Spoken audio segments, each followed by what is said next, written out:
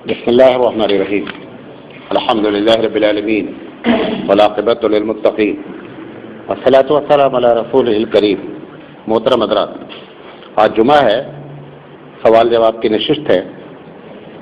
ہم اللہ تعالیٰ سے دعا کرتے ہیں کہ اللہ تعالیٰ صحیح جواب کہلوائے اور جن لوگوں نے عمل کی غرض سے پوچھا ہے ان کو عمل کرنے کی توفیق عطا فرمائے۔ سوال آیا ہوا ہے کہ مولانا صاحب میں نے وضو کیا اور وضو میں ایک مرتبہ ہی سارے اعضاء کو دھلا، ہمارا وضو ہوا کہ نہیں ہوا؟ وضو ہو گیا۔ قرآن مجید نے جہاں پر وضو کی فرضیت بیان کی وہاں پہ عدد نہیں ذکر کیا ہے۔ قرآن مجید کہتا ہے فَاغْسِلُوا وُجُوهَكُمْ وَأَيْدِيَكُمْ إِلَى الْمَرَافِقِ وَامْسَحُوا بِرُؤُوسِكُمْ وَأَرْجُلَكُمْ إِلَى الْكَعْبَيْنِ۔ اس نے کسی بھی نمبر کا ذکر نہیں کیا ہے، لہذا ایک ہی مرتبہ دھلنا فرض ہے۔ شرط کیا ہے کہ دھلنا چاہیے۔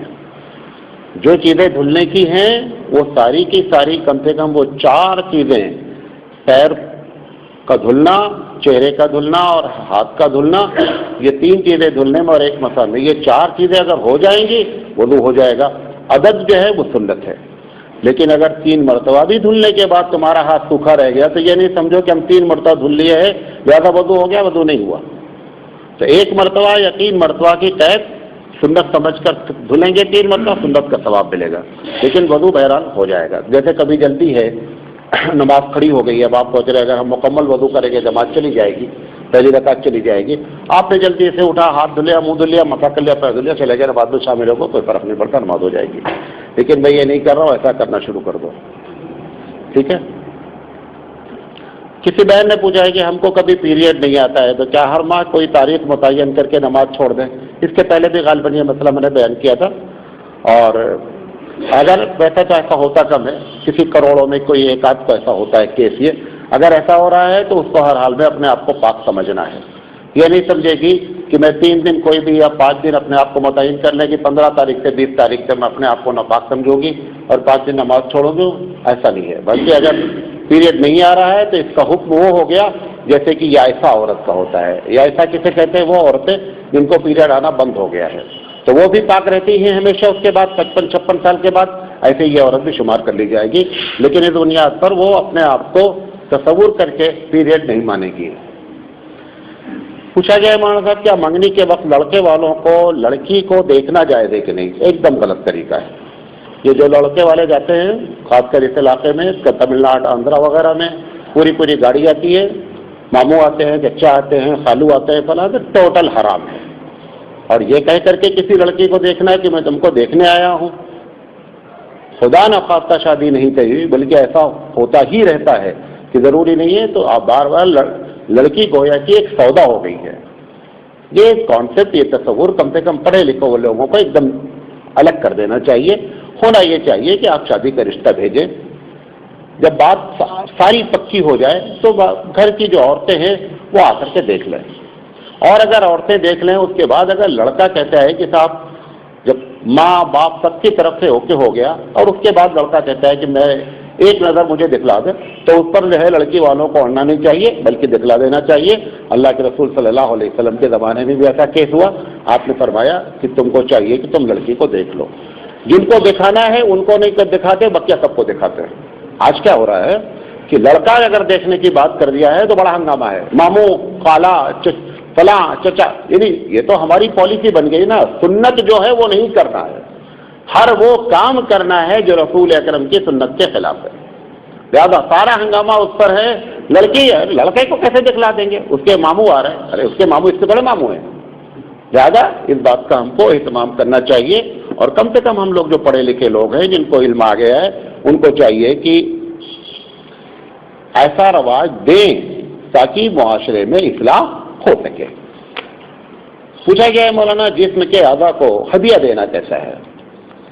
جسم کے اعضاء جیسے آنکھ ہے، ہاتھ ہے، اب تو آپ کو معلوم ہے کہ ہاتھ وغیرہ کے بھی ٹرانسپلانٹ ہو رہے ہیں، تو ان تمام کا جو ہے کے بارے میں اب تک ہم جو فتویٰ ہے، کیونکہ یہ اجتہادی مسئلہ ہے، اب تک جو فتویٰ ہے کہ جائز نہیں ہے، نہ زندہ آدمی دے سکتا ہے اور نہ مردہ آدمی دے سکتا ہے۔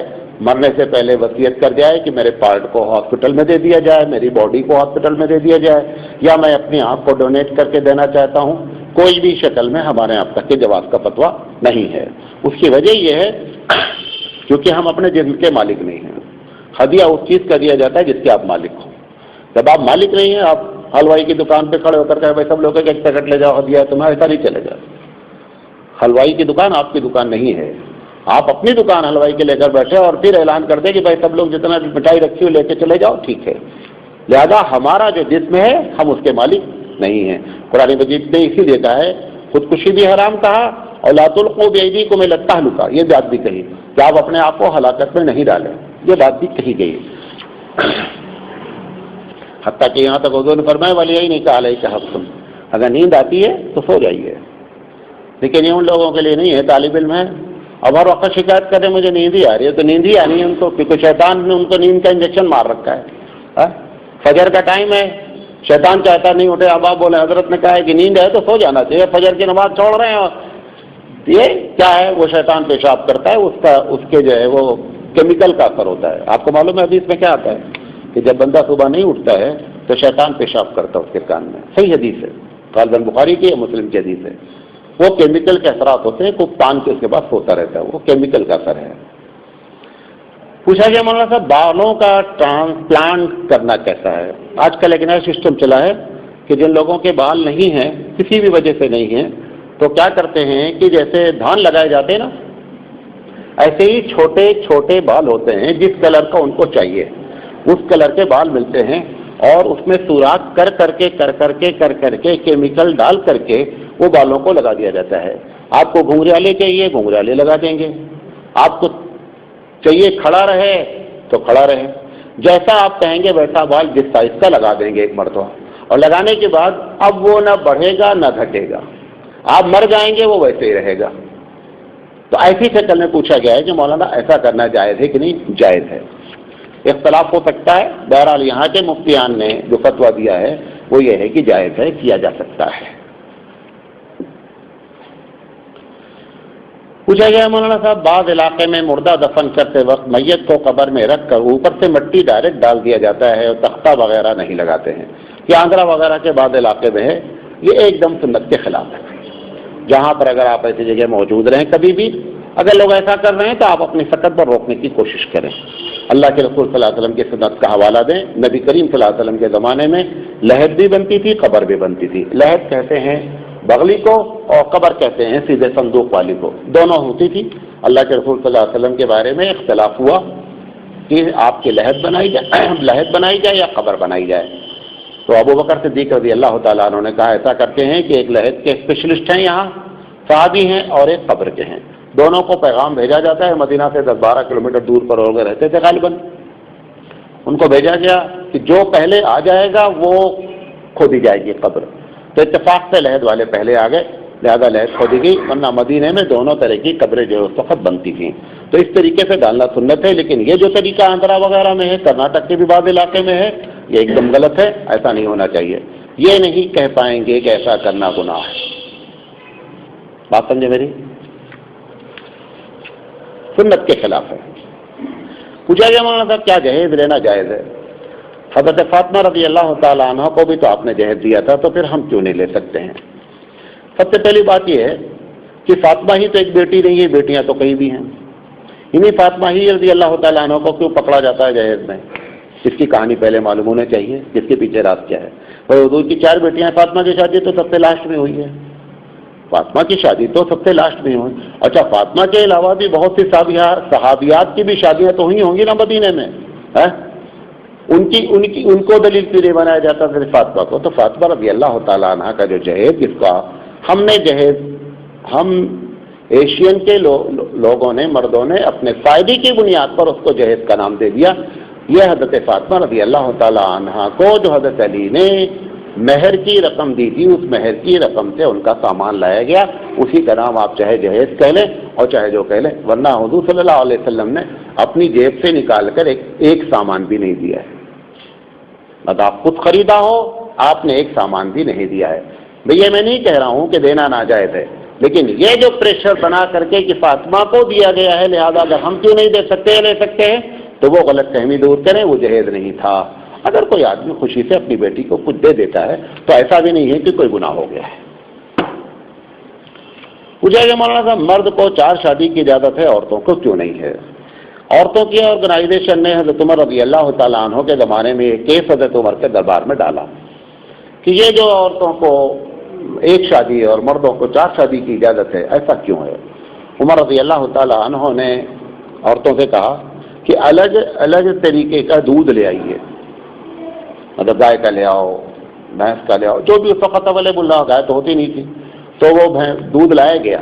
دودھ آنے کے بعد 4 جگہ رکھ دیا گیا، انہوں نے کہا اس کو مکس کر دو، چاروں گلاس میں ایک گلاس میں کر دیا۔ انہوں نے کہا اب اپنا اپنا دودھ الگ کر لو، تو انہوں نے کہا کہ دودھ اب الگ نہیں ہو سکتا۔ انہوں نے کہا اگر 4 کی اجازت دے دی جائے گی تو یہ معلوم نہیں ہو پائے گا لڑکا کس کا ہے۔ لڑکی پیدا ہو گئی، چاروں نے ہاتھ جھاڑ دیا، اور لڑکے اگر ہو گئے تو چاروں دعوے دار ہے بیٹا میرا ہے، تو کون ریفری بنے گا وہاں؟ سمجھے نہیں؟ اب زیادہ زیادہ سوال کیا جا سکتا ہے کہ اس کا ڈی این اے کرا کر کے معاملہ حل کیا جا سکتا ہے۔ اس کراس کوسچن کا جواب بھی دینا چاہتا ہوں، ہوتا ہے نا، یا ڈی این اے ہو جاتا ہے کہ کس کا ہے۔ آپ یہ بتائیے کہ آج بھی ڈی این اے ہونے کے لیے اگر یو پی میں ایک ڈی این اے کا معاملہ ہوتا ہے تو حیدرآباد رپورٹ آتی ہے، جب تک بچہ بوڑھا ہو جائے گا رپورٹ نہیں جا پائے گی۔ بچہ بوڑھا ہو جائے گا، وہ اس کو پہلے دن ہی کھانا کھلانا ہے نا، کپڑا کون لائے گا؟ چاروں میں سے کون ڈیسائیڈ کرے گا کہ اس کا کپڑا کون لا کے دے؟ چلو دودھ امی پلا دی، اور امی نے اگر یہ طے کر لیا کہ میں اسی وقت پلاؤں گا جب مجھے پیسے ملیں گے، تو بیٹا مر ہی جائے گا۔ یہ ڈی این اے کراتے رہو، ڈی این اے کی رپورٹ آنے کے بعد اس سے پہلے یہ مر چکے ہوں گے۔ تو ڈی این اے کوئی اتنا آسان کام نہیں ہے کہ آپ اس کو گلاس میں آپ نے ڈال دیا اور ڈی این اے کی رپورٹ نکل کے آگے کہ فلاں کا لڑکا ہے، ایسا نہیں ہے۔ ڈی این اے تو ایک بہت بڑا پروسیس ہوتا ہے، لہٰذا شریعت جب بھی کوئی قانون بناتی ہے تو ایسا کہ عام آدمی کے عمل کرنے کے لیے کیا ہو، آسان ہو۔ پوچھا گیا مولانا جہیز مانگ کر لینے کا فتویٰ حرام کیا کسی علماء سو نے دیا؟ نہیں، جہیز مانگنا بھکاری سے پر قیاس کیا گیا ہے۔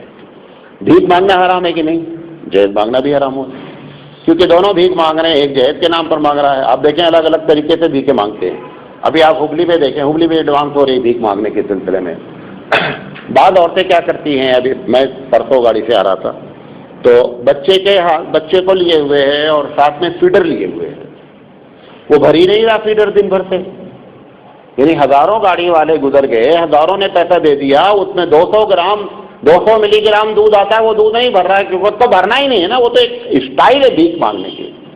ایسے ہی یہ بھیک مانگنے کی اسٹائل ہے، وہ فیڈر کے نام پہ مانگ رہی، تم جہیز کے نام پر، دونوں برابر کے بھکاری ہیں۔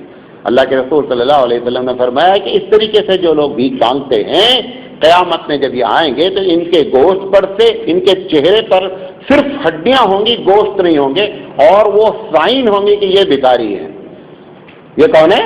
یہ 2 بھکاری لوگ ہیں جن کو بھیک مانگنے کی ضرورت نہیں تھی، اور بھیک اسلام نے اس کا بھی فارمولہ بتایا کہ بھیک کون مانگ سکتا ہے، اس کے بھی ہمارے پاس وہ ہیں۔ اس کے پہلے ایک مرتبہ آپ کو پوری تفصیل بتایا تھا کہ بھیک کب مانگ سکتا ہے آدمی، تو بہرحال یہ بھیک مانگنے کی ایک شکل ہے۔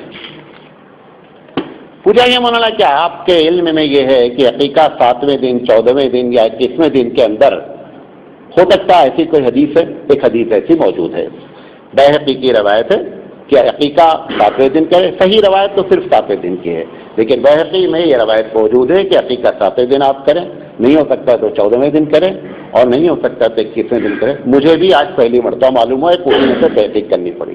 میرے علم میں بھی یہی تھا کہ 7ویں دن کی حدیث ہے، لیکن یہ حدیث سے معلوم ہوا کہ پھر 7, 14 اور 21 تینوں تاریخیں دی گئی ہیں، لہذا عقیقہ کیا جا سکتا ہے۔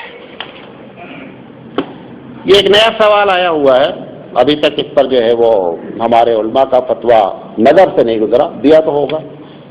آپ لوگ سمجھتے علماء بہت ایڈوانس ہوتے ہیں، آپ جو سوچتے ہیں وہ فتویٰ یہاں دیا جا چکا ہوتا ہے۔ آپ نے دیکھا ہے ٹیلر ماسٹر کو پیشاب آتا ہے جب پائجامہ پہنتا ہے، لیکن پیشاب کرنے کا راستہ سلتے وقت ہی ٹیلر کر دیتا ہے کہ پیشاب آئے گا تو کیسے پیشاب کرے گا، ہے نا؟ اگر پینٹ تو آپ کو پورا برابر سل دے تو نتیجہ اس کا کیا نکلے گا کہ پیشاب کے وقت جانا پڑے گا۔ ایسے ہی ہمارے علماء الحمدللہ بہت ہی ایڈوانس سوچتے رہتے۔ بعض امام اعظم رحمۃ اللہ علیہ نے اس وقت ایک فتویٰ دیا ہے جبکہ کوئی تصور نہیں کر سکتا تھا کہ ایک آدمی اگر اسپیس میں ہے اور وہاں پر پانی موجود نہیں ہے اور مٹی موجود نہیں ہے، کوئی بھی ایسی چیز نہیں ہے، ایسی شکل میں اگر مسلمان اسپیس میں چلا گیا تو وہ نماز کیسے پڑھے گا اور وضو کیسے کرے گا؟ آپ اندازہ کریں، اس وقت کوئی سوچتا بھی نہیں تھا اسپیس میں کوئی بھی جا سکتا ہے، اور جب یہاں سعودی بادشاہ اسپیس میں گیا، آج کے 15-17 سال پہلے کی بات ہے، تو وہی امام اعظم کا فتویٰ کام آیا۔ امام اعظم علیہ الرحمٰن نے کہا تھا کہ وضو جو کرے گا وہ لغوی وضو کرے گا۔ لغوی وضو جانتے ہیں؟ ارادہ کرے گا وضو کا کہ میں وضو کر رہا ہوں، کیونکہ وہاں پہ نہ مٹی موجود ہے اور نہ وہاں پہ کیا ہے، پانی موجود ہے، تو لغوی وضو کرے گا اور کر کے بہرحال نماز نہیں چھوڑے گا جس کو تم روز چھوڑتے ہو۔ بحث کرنا یہ ہے، نماز چھوڑنے کی کوئی گنجائش شریعت میں ہے ہی نہیں، اس کے سارے سسٹم پر ہمارے علماء نے بات کر رکھی ہے۔ یہ جو مسئلہ آیا ہوا ہے، یہ مسئلہ یہ ہے کہ بعض عورتیں اپنے جسم کے بعض اعضاء کو خوبصورت بنانے کے لیے ایکسرسائز کرتی ہیں، ایسا کرنا جائز ہے یا نہیں؟ اگر نیت یہ ہے کہ دوسرے کو اٹریکٹو کریں تو حرام ہے، اگر دوسرے کے اٹریکٹو کرنے کے لیے کیا جا رہا ہے تو حرام ہے، اور اگر اپنے شوہر کے لیے یا اپنی ذات کے لیے کیا جا رہا ہے تو یہ ایک طرح کی ایکسرسائز ہے، ایسا کرنا جائز ہے۔ پوچھا گیا مولانا صاحب یہ واٹس ایپ پہ جو SMS آتے ہیں اس میں لکھا رہتا ہے کہ اس کو جلد سے جلد آپ ضرور پاس کر دیں، اس کا کیا حکم ہے؟ واٹس ایپ کی ساری کہانی سن لیجئے۔ ایک SMS یہ آتا ہے کبھی کبھی کہ صاحب فوراً ووٹنگ کیجئے اور نمبر لگا ہوا ہے اور اسلام کے اوپر، لوگوں کو ووٹ دینے سے اسلام کی عزت نہیں بڑھتی ہے، سب جھوٹے خبریں ڈالتے ہیں۔ اگر ایسا ہو بھی رہا ہے، محمد صلی اللہ علیہ وسلم دنیا کے تم سب لوگ بولو یا نہیں بولو، ہم بولتے ہیں محمد صلی اللہ علیہ وسلم دنیا کے سب سے محترم آدمی ہیں۔ تمہارے ووٹ دینے سے محمد صلی اللہ علیہ وسلم محترم نہیں ہوں گے، اور نہ تمہارے نہ ووٹ دینے سے محمد صلی اللہ علیہ وسلم نیچے ہو جائیں گے۔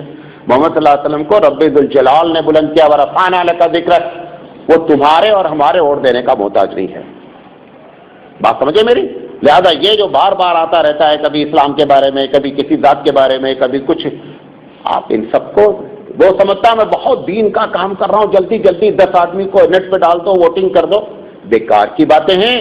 اللہ پر بھروسہ رکھیں، رب ذوالجلال نے اس دین کے بارے میں کہا اصلھا ثابت وفرعھا فی السماء، نبی کے بارے میں کہا ورفعنا لک ذکرک، کہ اس کی جڑیں بڑی گہری ہیں، اس کی فروعات، اس کی برانچیں آسمانوں میں پھیلی ہوئی ہیں، تمہارے نقص نکالنے سے، تمہارے ختم کرنے سے نہ اس کو تم ختم کر سکتے ہو، اور نہ تم اور دے کر کے اس کو ذلیل کر سکتے ہو، نہ اور دے کر کے تم اس کی عزت بڑھا سکتے ہو۔ لہذا یہ واٹس ایپ پہ جو آتا ہے ایک دم اگنور کریں۔ نمبر 2، واٹس ایپ پہ ایک دوسرا آتا ہے بے تکے سوالات۔ ایک سوال آتا ہے پچھلے 1 سال سے گھوم رہا ہے کہ آپ پھانسی کی سزا سورج نکلنے سے پہلے یا سورج نکلنے کے ٹائم پر ہی کیوں آتی ہے؟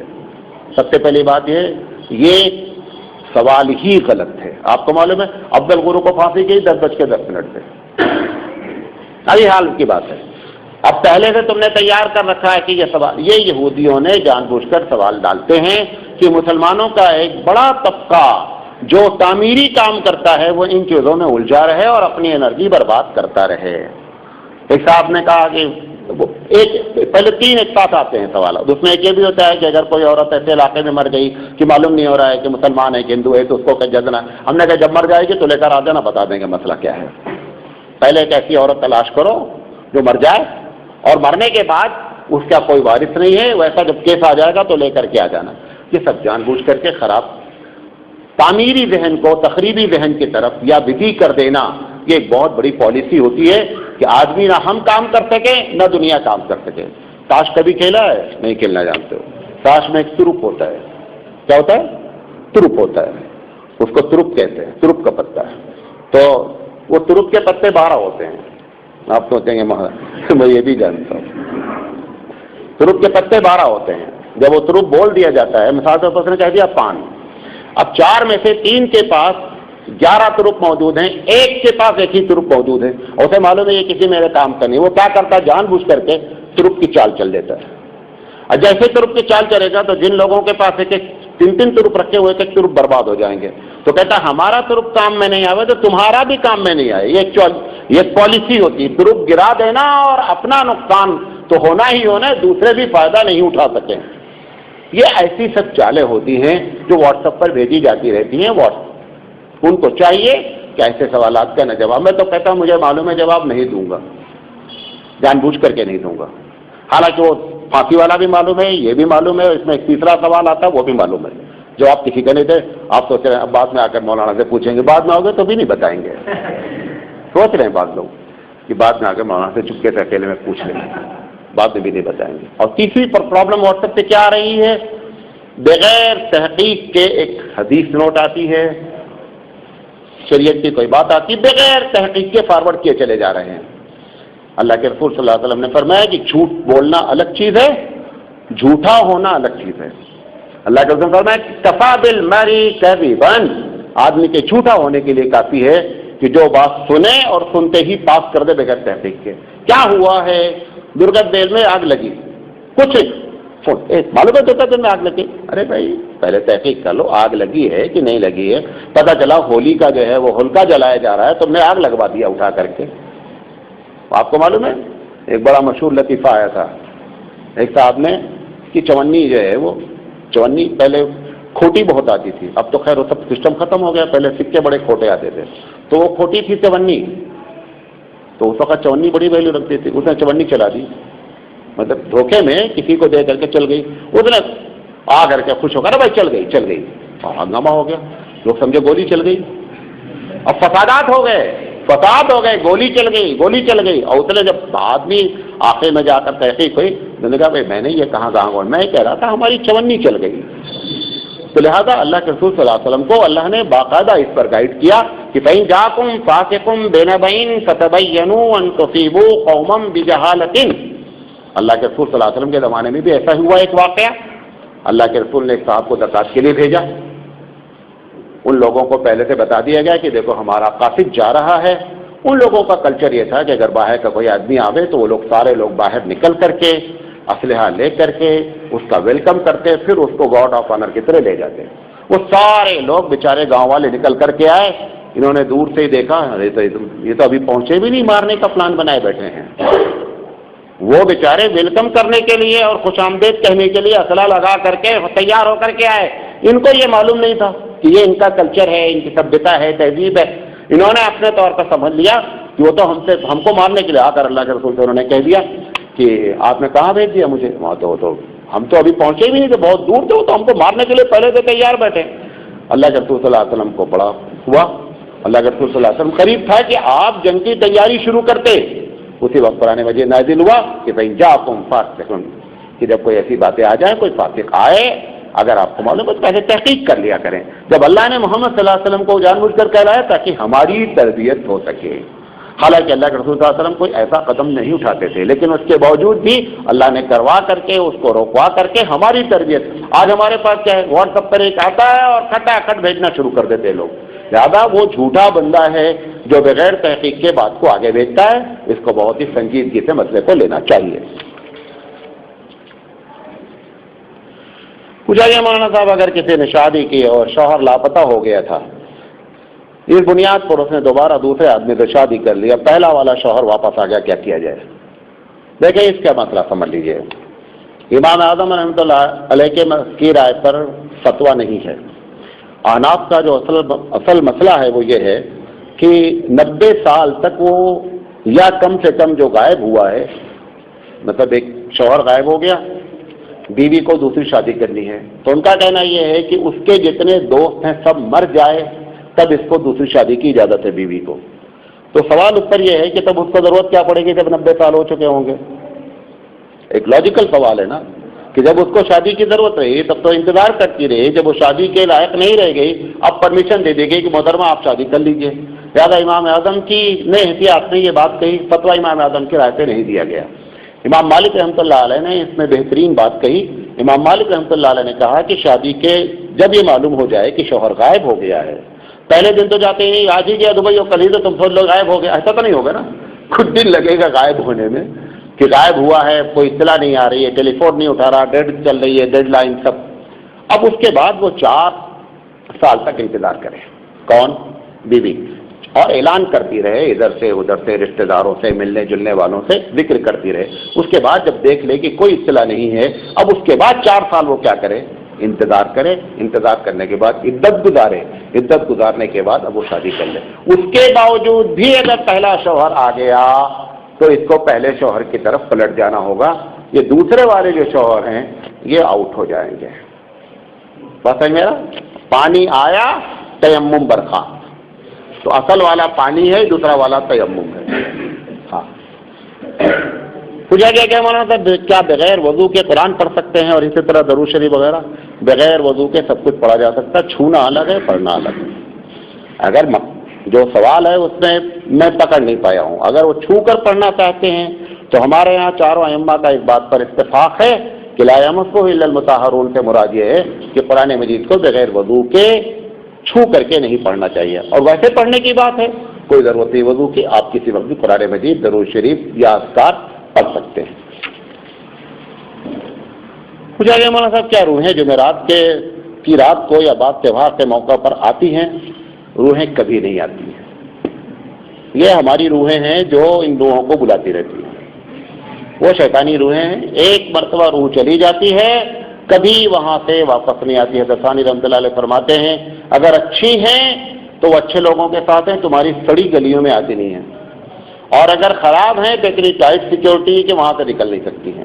زیادہ جتنی گھما رہے ہو تم، یہ سب تمہارے لوگ ہی ہیں جو گھوم رہے ہیں شیطانی شکل میں۔ وہ شیطانی روحیں ہوتی ہیں، شیطان خود ہوتا ہے، وہی روحیں بنتا رہتا ہے، ورنہ کوئی روح نہ جمعرات کو آتی، نہ جمعہ کو آتی، نہ سنیچر کو آتی۔ اور آپ کو معلوم ہے یہ جمعرات جمعہ تو اسی دنیا کے لحاظ سے نا، اوپر والا کو تو معلوم نہیں ہوتا کہ آج سنڈے چل رہا ہے کہ منڈے چل رہا ہے۔ ان کا سنڈے منڈے صرف کیا ہے، اگر نیک ہے تو روز جمعہ ہے، اور اگر نیک نہیں ہے تو سارا دن پھر بربادی ہی بربادی ہے، سمجھے نہیں؟ لہذا اوپر نہ سنڈے منڈے کچھ نہیں ہوتا، ان کو پتا بھی نہیں ہوتا کیا ہو رہا ہے یہاں۔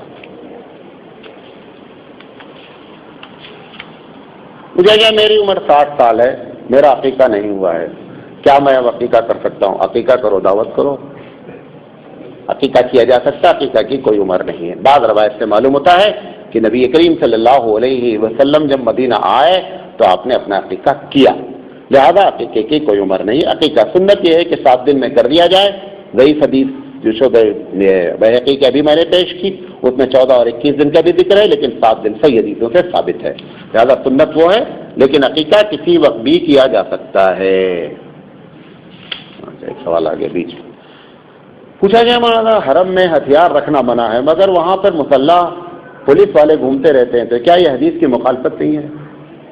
نہیں سمجھے بات۔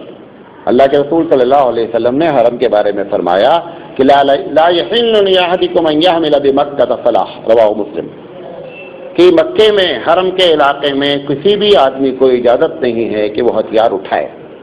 اب وہاں پر کیا ہے، سیکورٹی ہے، فوج ہے، پوری سب کچھ ہے۔ دیکھو ہتھیار اٹھانا الگ ہے اور ہتھیار رکھنا الگ ہے۔ ہتھیار اٹھانے کا مطلب یہ ہے، اللہ کے رسول جو فرما رہے ہیں کہ حرم میں لڑائی نہ کی جائے، یہ مطلب ہے ہتھیار رکھنے کا اور ہتھیار اٹھانے کا۔ رہی ہے، اور اگر ابھی یہ معلوم ہو جائے کہ حرم میں کوئی ہتھیار نہیں، بازو والا جس دن چاہے اس دن حملہ کر کے کہ ہاں تو مارنا بہت آسان، کسی کے پاس گلیل بھی نہیں ہے تو آسان ہو جائے گا، کسی کو کوئی آتنکی حملہ کر دے تو معاملہ خراب ہو جائے گا۔ لہذا اس سے مراد کیا ہے، اسلحہ کا استعمال کرنا ہے، اور وہ بھی اگر کوئی حرم کے اندر میں کسی نے شرارت کر دی تو پھر استعمال کرنے پر بھی پابندی نہیں ہوتی ہے۔ پوچھا گیا مولانا عدت والی عورت کن چیزوں سے پرہیز کرے؟ جو باتیں بتا رہے ہیں یہ مین ہے، ہو سکتا ہے اس میں کچھ جزیات اور بھی ہوں۔ عدت والی عورت جو ہے، جب اس کے چاہے طلاق کی عدت والی گزار رہی ہو یا موت، دونوں میں سے، اس کو چاہیے کہ جہاں پر رہ رہی ہے، جہاں پر عدت گزار رہی ہے، وہاں سے وہ بلا اجازت سفر، بغیر ضرورت، اجازت نہیں، بغیر ضرورت سفر نہیں کرے۔ ضرورت سے مطلب کیا ہے، ایک ایسی ضرورت آ گئی، مثال کے طور پر جہاں اس کے شوہر کا انتقال ہوا ہے وہاں سیکورٹی ہی اپنی ہے، شوہر چلا گیا، کوئی سیکورٹی والا نہیں ہے، اب مجبور ہو کر کے بیچاری اپنے بھائی کے یہاں جانا چاہتی ہے، وہ اتنا جا کر کے اتنا لمبا سفر کر لے گی، بلکہ اس کو سفر کی اجازت نہیں ہے۔ وہ تمام میک اپ جو وہ اپنے شوہر کی نیت سے کرتی تھی، ساری چیزوں کو وہ بائیکاٹ کرے گی۔ ہمارے یہاں تو ویسا بائیکاٹ ہو گیا ہے بھارت میں، کیونکہ ہم نے غیر مسلموں سے بیوہ بننے کا طریقہ سیکھا، معلوم آپ کو یہ بات نہیں سمجھے گا؟ جو صحیح بات رہتی ہے وہ آپ لوگ بہت دیر میں سمجھتے ہیں. ہماری عورتیں جو بیوہ بنتی ہیں یہ غیر مسلموں سے بیوہ بننے کا طریقہ سیکھا انہوں نے. پوری زندگی چوڑی نہیں پہنیں گی، پوری زندگی سفید کپڑے پہنیں گی، پوری زندگی ناک میں کیل لیں گی. بھائی 4 مہینہ 10 دن کے بعد ختم. وہ بھی سب سے بڑی مدت 4 مہینہ 10 دن ہے، ورنہ 3 دن ہی اصل ہے. تو بیوہ زیادہ سے زیادہ موت ہوئی ہے شوہر کی 4 مہینے 10 دن تک ان باتوں کا اہتمام کرے. اس کے بعد وہ عام لیڈی ہے، عام عورت ہے، جس طریقے سے عام عورتیں رہتی ہیں وہ عام عورت رہ سکتی ہے. یہ 4 مہینہ 10 دن سفر سے پرہیز کرے، وہ میک اپ نہ کرے جو اپنے شوہر کے لیے کرتی ہے، اور لوگوں سے جو ہے اشارے اور کنائے میں بھی نہ کرے کہ دت گزرتے ہی میں تم سے شادی کرنا چاہتی ہوں، یہ بھی نہیں کہہ سکتی. آپ اگر جائیں تو اشارے کنائے میں کہہ سکتے ہیں، مطلب جیسے کہ اللہ تعالیٰ آپ کو صبر دے، آپ کو اس سے اچھا شوہر عطا کرے، ایسی باتیں آپ اس سے کہہ سکتے ہیں. وہ اچھے میں کیا ہے آپ خود ہی شامل ہوں. نہیں اس میں کیا ہے، صحیح بات ہے نا. یہ تو الگ بات ہے کہ آپ لوگوں کی ہمت نہیں ہے، جب ہماری نہیں ہے تو تمہاری کیا ہوگی. لیکن یہ اس طریقے سے اگر بیوہ عورت سے بات کہی جائے گی تو کہی جا سکتی شرعاً گناہ نہیں ہے. اس کا کہنا کیا ہے، گناہ ہے. پوچھا گیا مولانا بغیر اجازت کے نیٹ سے وائی فائی کا کنیکشن لینا کیسا ہے؟ نہیں سمجھے بات. وائی فائی بعض اسکولوں میں بعض آرگنائزیشنس میں لگا ہوا ہے. اب انہوں نے سیکورٹی کوڈ نہیں لگایا.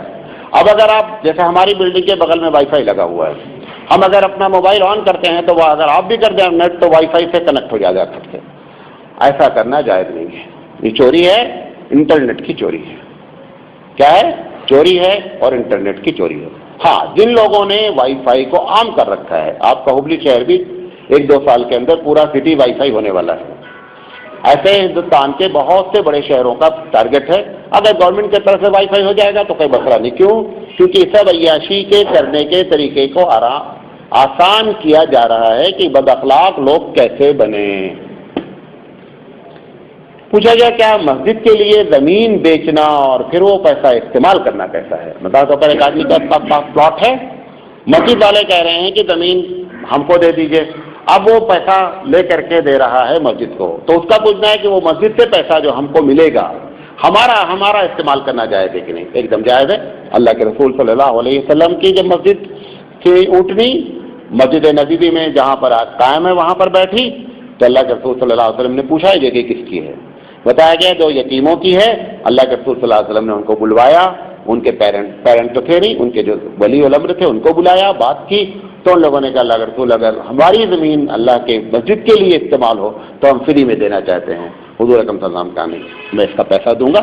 اور اگر وہ پیسہ دینا ناجائز یا لینا ناجائز ہوتا تو نبی کے صلی اللہ علیہ وسلم کبھی بھی پیسے کا آفر نہیں کرتے. لہٰذا اللہ کے رسول نے پیسہ دیا اور ان لوگوں نے پیسہ لیا، لہٰذا اس میں کوئی قباحت نہیں ہے.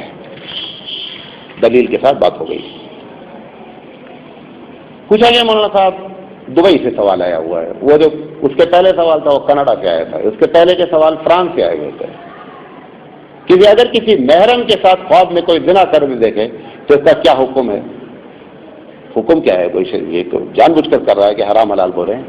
تعبیر کیا ہے یہ پوچھا جانا چاہیے. تعبیر کیا ہے؟ عوام یہ سمجھتی ہے ایسے خواب ہم جب دیکھتے ہیں تو بہت برے خواب ہیں، یہ بہت اچھے خواب ہیں. کیسے خواب ہیں؟ لیکن اس کا یہ مطلب نہیں ہے کہ اب ارادے سے اچھے خواب دیکھو. اگر محرم سے کسی آدمی نے خواب میں زنا کرتے دیکھا ہے تو تعبیر زیادہ تر اس کی یہ ہے کہ اس محرم سے اس کو پیسے کا فائدہ ہونے کے چانسز ہیں. یہ مطلب ہے. یہ کوئی غلط خواب یا کوئی سمجھے کہ میں تو بہت بیڈ کیریکٹر ہو گیا ہوں حالانکہ روزہ نماز کرتا ہوں، ایسا خواب کیسے آ گیا؟ ایسا خواب ایسے سے آ جاتا ہے. لیکن ارادہ کر کے خدا کے واسطے مولانا نے کہا بہت اچھا ہے تو تم شروع ہو جاؤ، ایسا نہیں کرنا. پوچھا گیا کہ مسجد کے ایریے میں بیت الخلاء وغیرہ ہے تو وہاں جا کر کے سگریٹ وغیرہ پی سکتے کہ نہیں پی سکتے ہیں؟ جہاں سے مسجد بیت الخلاء کے لیے جہاں سے چپل بیت الخلاء کی الگ ہو جاتی ہے اس علاقے میں اگر کوئی بیڑی یا سگریٹ پیتا ہے تو پی سکتا ہے. اگر وہ علاقہ ایسا ہے کہ مسجد کے حالانکہ زمین تو مسجد کی ساری ہے وہ، لیکن اس علاقے کو پہلے سے کیوں اگر وہاں پر پیشاب کیا جا سکتا ہے تو سگریٹ سے زیادہ پیشاب خطرناک چیز ہے. نہیں سمجھے؟ بھائی پیشاب زیادہ گندا ہے. اگر وہ مسجد کی زمین میں کیا جا سکتا ہے تو سگریٹ تو پک پک پک کچھ غلطی اس میں کیا ہے، کیا جا سکتا ہے.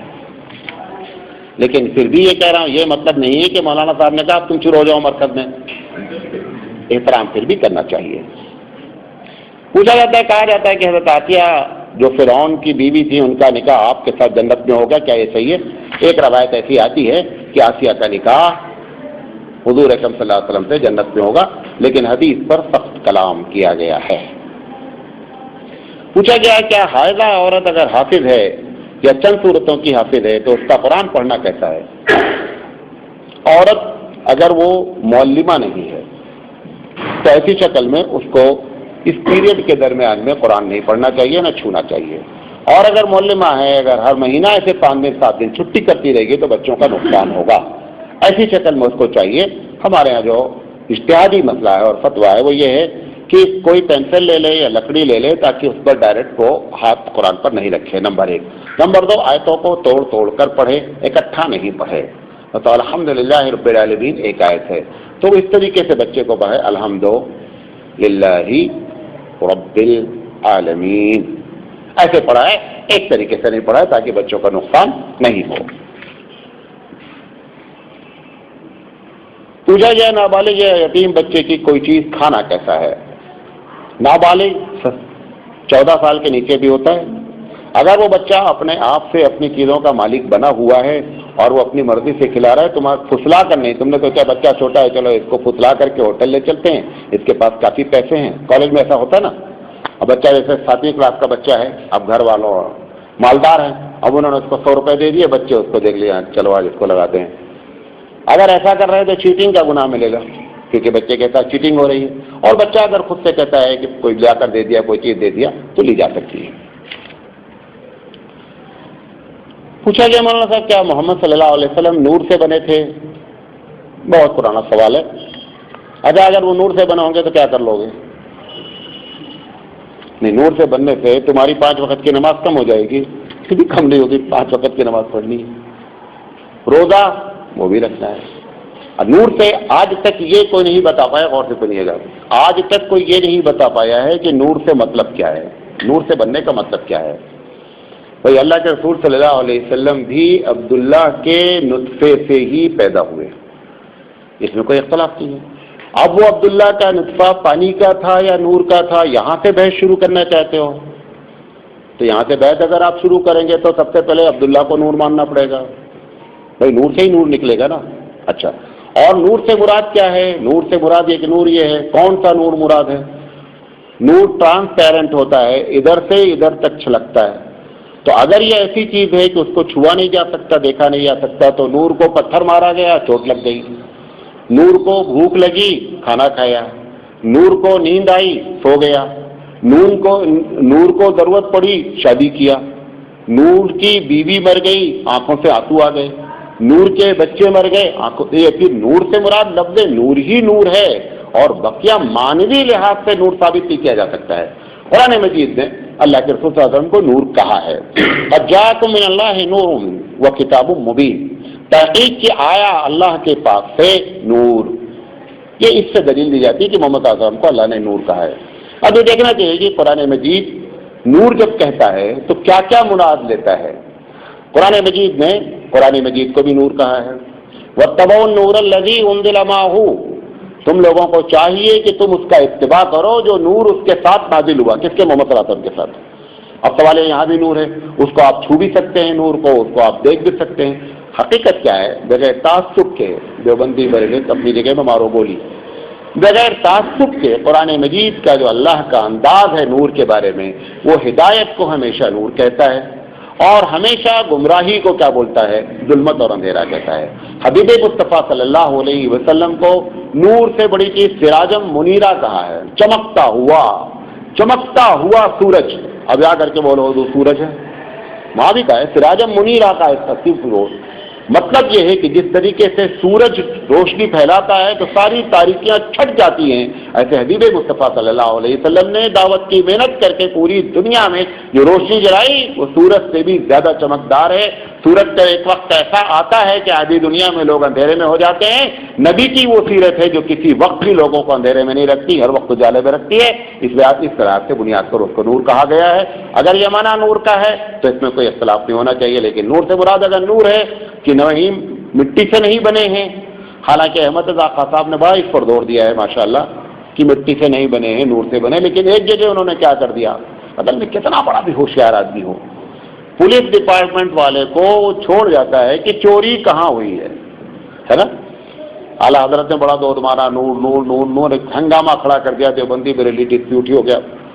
حضرت نے لکھا ہے کہ جب کوئی نبی مرتا ہے یہ دنیا سے پردہ کرتا ہے، نہ مرنے کا لفظ استعمال کرو، پردہ کرنے، حالانکہ حقیقت یہ ہے کہ ہر ایک کو موت آنی ہی آنی ہے۔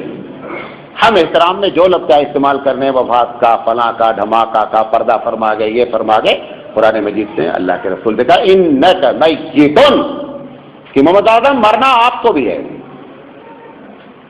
حضرت ابوبکر صدیق رضی اللہ تعالیٰ عنہ نے حضور کے بارے میں کہا من کان یعبد محمدا فإن محمدا قد مات، کہ جو محمد صلی اللہ علیہ وسلم کی عبادت کرتا تھا وہ سمجھ لے کہ آج ان کا خدا مر گیا ہے۔ تو موت سب پر آتی ہے۔ تو حضرت نے لکھا ہے، اعلیٰ حضرت نے، کہ جب انبیاء مرتے ہیں، جب انبیاء دنیا سے جاتے ہیں، ہم احتراماً مرنے کا لفظ ان کے لیے استعمال نہیں کرتے ہیں، جب اس دنیا سے جاتے ہیں تو اسی خاک میں ان کو دفن کیا جاتا ہے جہاں کی مٹی ہوتی ہے، اور یہی سب کے ساتھ ہے۔ آپ کی بھی قبر اسی جگہ ہونی ہے جس جگہ سے مٹی سے ہم بنے ہوئے ہیں، اسی جگہ دفنانا ہے۔ حضرت نے لکھا کہ جہاں پر روضہ اقدس ہے اسی مٹی سے حضور اکرم صلی اللہ علیہ وسلم بنے۔ سوال یہ ہے، اس کے پہلے تو بول گئے تھے کہ صاحب نور سے بنے ہیں، اب چونکہ روضہ اقدس کی تعریف کرنی ہے اور روضہ اقدس کی فضیلت بیان کرنی ہے، لہذا اب یہ مجبور ہو کر کے کہنا پڑا کہ اسی مٹی میں دفن کیے گی جس مٹی سے بنے۔ دونوں باتیں کیا ہو گئی، کنٹروورشل ہو گئی، لہذا کنٹروورشل ہونے کے بجائے ایک بات کہو، ساری دنیا آدم کی جو اولاد ہے وہ مٹی سے ہی بنی ہے۔ درجات، رسول اکرم صلی اللہ علیہ وسلم کا درجہ آدم سے لے کر قیامت تک کوئی بھی ایسا نہیں ہے جو اس درجے کو ٹچ کر سکے۔ برابر ہونا تو درکنار ہے، عبادت خدا بزرگ توئی قصہ مختصر، کہ خدا کے بعد اگر کسی کی بزرگی ہے نبی کریم صلی اللہ علیہ وسلم کی ذات اقدس ہے، اس سے بڑا کوئی بزرگ نہیں۔ پوچھا گیا سلام کے جواب میں وعلیکم السلام ورحمۃ اللہ وبرکاتہ مغفرتہ کہنا کہتا ہے، اور بڑا مہربانی سلام اور سلام کا جواب کس طرح دیں، شریعت کو سیدھا ہے السلام علیکم۔ سوال اللہ کے رسول نے فرمایا کہ السلام علیکم جب کوئی آدمی کہتا ہے تو جواب دینا واجب ہوتا ہے، وعلیکم السلام تو آپ نے فرمایا کہ جواب تھوڑا سے بہتر دو۔ اگر اس نے کہا ہے صرف السلام علیکم تو آپ کہیے وعلیکم السلام ورحمۃ اللہ، اگر اس نے السلام علیکم ورحمۃ اللہ کہا تو آپ کہیے السلام علیکم ورحمۃ اللہ وبرکاتہ۔ اب سوال یہ ہے کہ وہ تیسرا والا مغفرت کہہ دیا، اچھا ہم اگر اس کا جواب دے دیں تو یہ بتاؤ اینڈ کہاں کرنا ہے؟ کوئی ختم ہونا چاہیے نا، تو فائل ختم نہ ہونے والی ہے، لہذا اب ختم ہونے کا طریقہ یہ ہے کہ اللہ کے رسول نے جہاں ختم کر دیا بیٹا وہیں ختم کر لو، تبھی سکون رہے گا، تبھی سنت پر عمل ہوگا، ورنہ نہیں عمل ہو سکتا ہے۔ اب اللہ کے رسول صلی اللہ علیہ وسلم نے السلام علیکم ورحمۃ اللہ وبرکاتہ پہ ختم کر دیا، دونوں کو سلام اور جواب دونوں کو۔ اب آگے کوئی مغفرت جوڑتا ہے تو اگر آپ مغفرت جوڑ دیا اب میں کیا کرنا، سلامت ہو جوابت ہو، دنیا بھر کی عربی بنانی پڑے گی، اچھا اب عربی شبد نہیں آنیں گے، لہذا اللہ کے رسول صلی اللہ علیہ وسلم کی سنت کے مطابق سلام یہی ہے السلام علیکم ورحمۃ اللہ وبرکاتہ، جواب برکاتہ، آگے جوڑنا سنت کے خلاف ہے۔ دو تین سوال پورا کر لیں اجازت ہو تو۔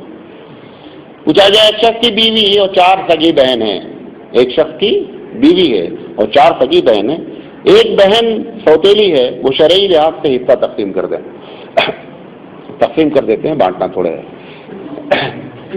ہم کو تقسیم ہی کرنا، بانٹنا تو ہمارے ہاتھ میں نہیں، ہمارا کام کیا ہے آپ کو بتا دینا ہے، اور آپ نے کیا طے کر رکھا ہے تم بتاتے رہو، ہم کو دینا نہیں، تمہاری ایک پالیسی ہماری ایک پالیسی، اور ہم نے طے کر رکھا ہم بتاتے رہیں گے تاکہ جتنی مرتبہ تم سنو اتنے بڑے مجرم بنو قیامت میں۔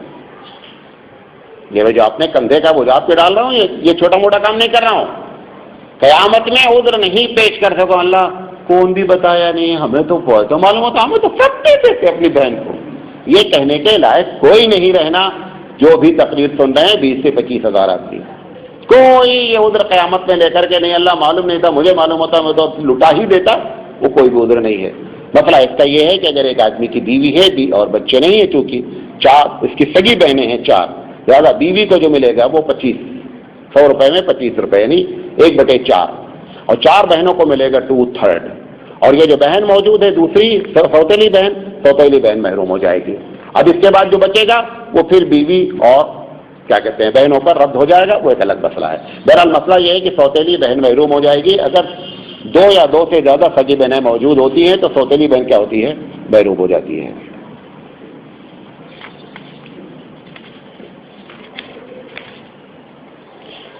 پوچھیں گے مولانا صاحب آج جمعہ کی تقریر میں آپ نے جو اختلافات کی بات کہی تو ہم عوام رول اس میں کیا ادا کریں؟ دیکھیں یہ جو بات میں نے آج جمعہ میں تقریر میں کہی کہ یہ جو اختلافات پھیلائے جا رہے ہیں، مقلد غیر مقلد، دیوبندی بریلی، دنیا بھر کے اختلاف، اس میں جب بھی بات ہوتی ہے تو عوام کیا سمجھتی ہے کہ یہ سب مولانا لوگوں کا چکر ہے، ہم تو ماشاءاللہ ایک دم اس میں کوئی ہمارے نہیں، یہ لڑ رہے ہیں، ہم سے کیا مطلب ہے؟ ہم تو بیچ پہ صرف دیکھ رہے ہیں، جہاں پہ تماشا ہوتا ہے تو بیچ میں 2-3 لوگ تماشا دکھاتے ہیں، دیکھنے والے ہزاروں لوگ ہوتے ہیں، وہ تماشا ایسا نہیں ہے. اگر آپ تماشا دیکھنا چھوڑ دیں تو ہم تماشا کس کو دکھلائیں گے؟ بھائی آپ طے کر لیں کہ یہ تماشے میں ہم چاروں طرف نہیں کھڑے ہوں گے تو ہم تماشا دکھلا پائیں گے؟ ہم نہیں دکھلا پائیں گے. اس میں عوام کا رول یہ ہونا چاہیے جب ان سے کوئی کہے، آپ سے کوئی کہے کہ دیکھیں بھائی آپ رفع الیدین جب تک نہیں کریں گے نماز نہیں ہوگی، مثال کے طور پر، یا رفع الیدین آپ نہیں کرتے ہیں، اللہ کے رسول رفع الیدین کرتے، آپ اس سے صرف ایک بات پوچھیں کہ بتاؤ بھائی کہ رفع الیدین کرنا فرض ہے؟ بولتا فرض نہیں.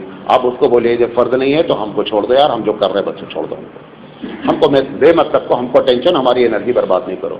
آپ جب انٹرٹین کرتے ہیں تب وہ مولوی انٹرٹینمنٹ ہوتا ہے. اگر آپ انٹرٹین کرنا بند کر دیں تو مولوی کا اختلاف اپنے آپ ختم ہونے لگے. پبلک کیا کرتی ہے؟ خوب دلچسپی لے کر کے ارے ان کا اچھا مولانا اگر ہم ان کو بلا لیں تو کیا آپ ان سے ڈائریکٹ بات کرنے کے لیے تیار ہیں؟ ان کو اتنا اچھا لگتا ہے کہ 2 لڑے مرغے اور یہ بیچ میں دیکھتے ہیں کیسے لڑ رہے ہیں. یہ پبلک کا جو مزاج ہے یہ غلط ہے. پبلک کو چاہیے کہ ایسے لوگوں کو انٹرٹینمنٹ کرنا بند کر دیں، اپنے آپ معاملہ کیا ہو جائے گا ہمارا، ہم اپنے آپ بیٹھ جائیں گے جہاں ہیں. لیکن آپ لوگوں کے اس جو دیکھنے کی آپ کی خواہش ہے نا کہ کیسے لڑتے ہیں، اسی خواہش نے ہم کو اور لڑاکو بنا دیا ہے. لہذا اس میں آپ لوگ بڑا رول ادا کر سکتے ہیں. پوچھا گیا اگر مولانا شوہر کا انتقال ہوا اور بیوی حمل پہ تھی تو کیا عدت 4 مہینہ 10 دن گزارے گی یا وفات کے بعد وہ آزاد ہو جائے گی؟ بات سمجھے اس کو. اگر کوئی آدمی مر جاتا ہے،